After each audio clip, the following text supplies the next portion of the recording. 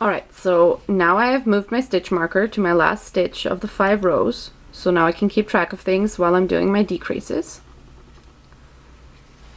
And now I'll show you the invisible decrease. So what you do for this one is you don't go into the full stitch like you usually do.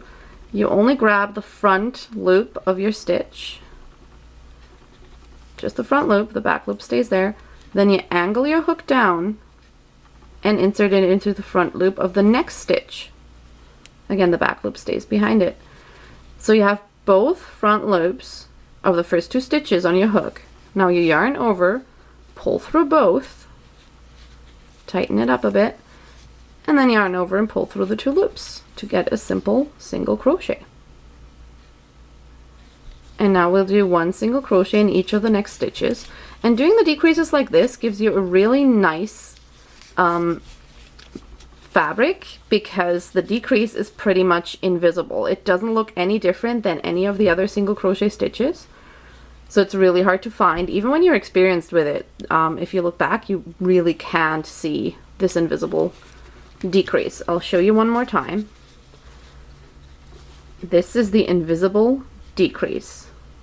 Insert your hook into the front loop of your stitch, angle the hook back down, insert it into the front loop of the second stitch. So you have both front loops on your hook, yarn over, pull through both front loops, pull tight a bit, yarn over, pull through both loops to make a single crochet stitch. This is the invisible decrease. And now again we'll do 2 single crochet stitches, 1, 2, and we'll do this all the way around to get to 18 stitches.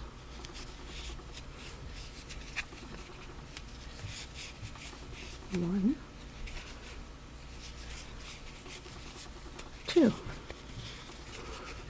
And the yarn I'm using today is a little bit darker, so you can tell my camera is having trouble with it, and the stitches might be a little harder to see. Next time I'm going to be using a lighter yarn again, because it'll be much easier to see. 2, and another decrease.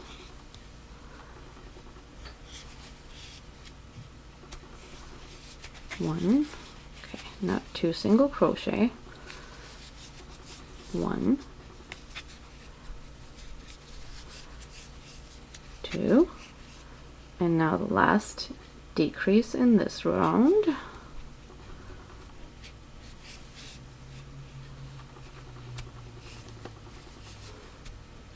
And 2 more single crochet. And again, I'll be moving my stitch marker so I can keep track of where these rounds end while I'm doing the decreases. So 1 more stitch to finish the round. And I'll put my stitch marker back into the last stitch.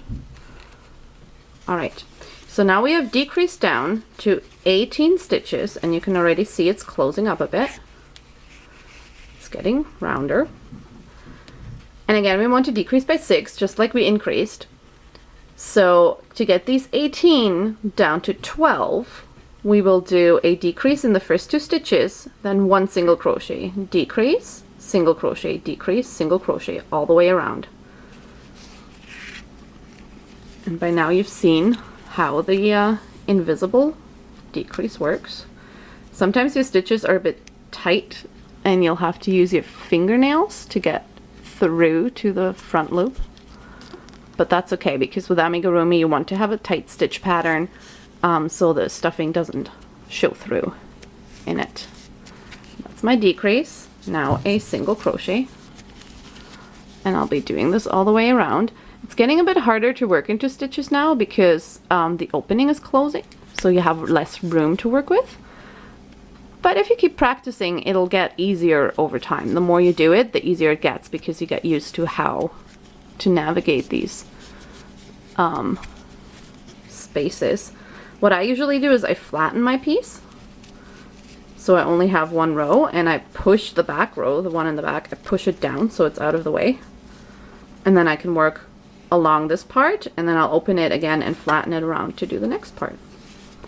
So I just did a single crochet. Now I want to do a decrease again. And for this round, I do need my fingernail for each one of these stitches because I'm making them much tighter than the previous round because I want this round to close up nicely and to not let the stuffing show through in the end. And you'll get a really neat finish with these single crochets.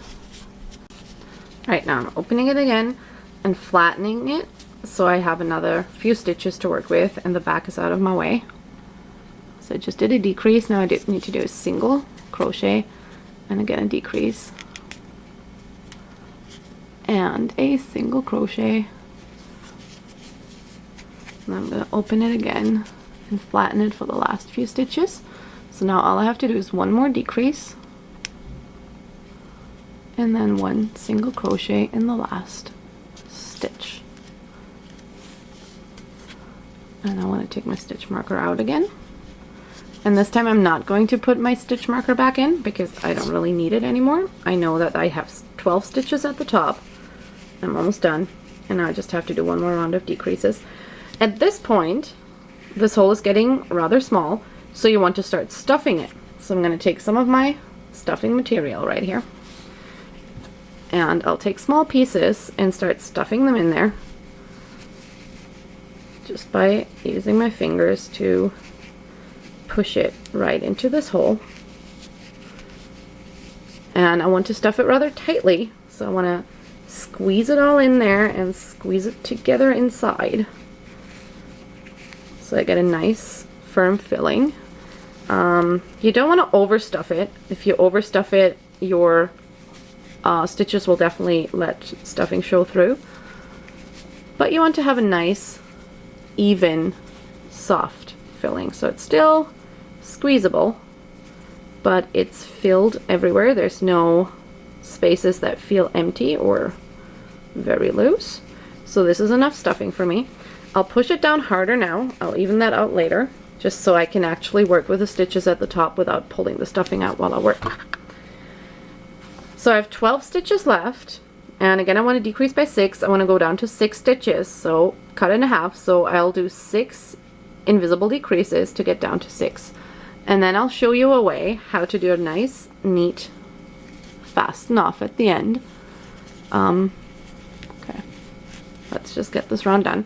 So 6 invisible decreases is all we have to do now, and then we can finish the whole thing off. So there's 1,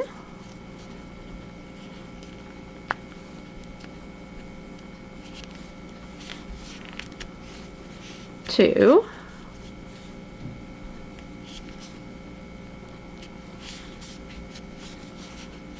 3,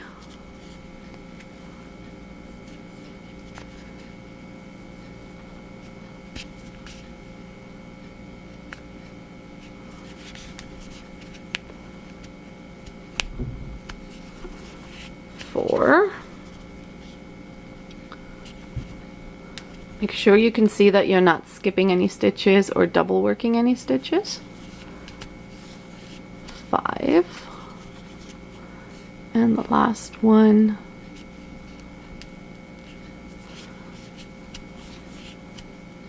6. So now I have, in this opening at the top, I have 1, 2, 3, 4, 5, 6 stitches left. And these I don't want to work, but I actually want to sew them together in a very specific way. So I'm going to cut a tail that's a bit longer, so I have some space for sewing. Pull it out to fasten it off. And I hope my camera picks this up. There we go. And you can see this is standing up a bit, but we will remedy this right now. So now we need our little darning needle or yarn needle or whatever you are using. And again, the way I get my yarn into the needle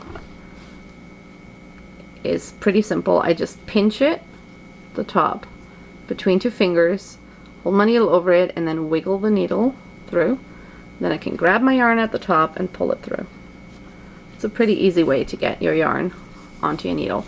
So the way I want to bind this off now is pretty simple. Again, I'm going to be using only the front loops. I'm not going to go through the whole stitch.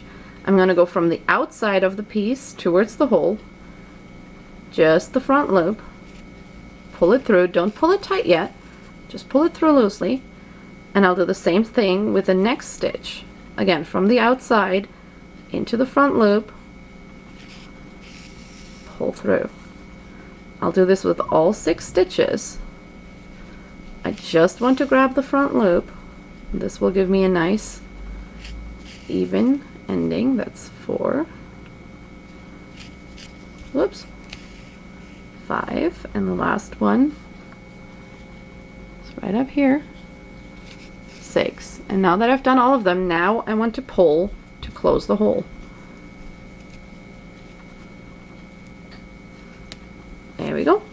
And you see it pulled it together really nice and neat. And now to get rid of this little nub on the top, I will insert the needle right in the center of this hole that I just closed and work it through to the side. And just pull it down to eliminate that nub.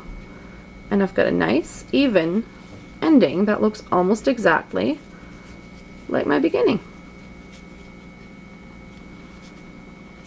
Now I want to weave in my yarn right here on the side so it doesn't come loose. Again, I'll just go through a couple stitches on one side, then skip one of these loops so the yarn can anchor there, and weave back through to the other side. There we go. And then I can cut off my yarn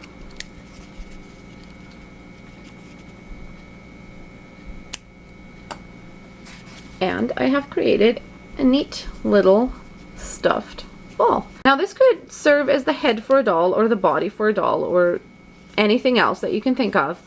But now you know the basic techniques of how to work in the round to create amigurumi and to get a nice neat finish at the bottom that looks almost exactly like the top. And next week I would like to show you how to use these techniques to make a cute little kitty cat with button eyes. This is what we'll be doing next week. And until then, I hope you enjoyed this lesson, and I hope you try to do some basic amigurumi balls like these and maybe come up with a creative way to use them. Alright, thanks for joining me and see you next week.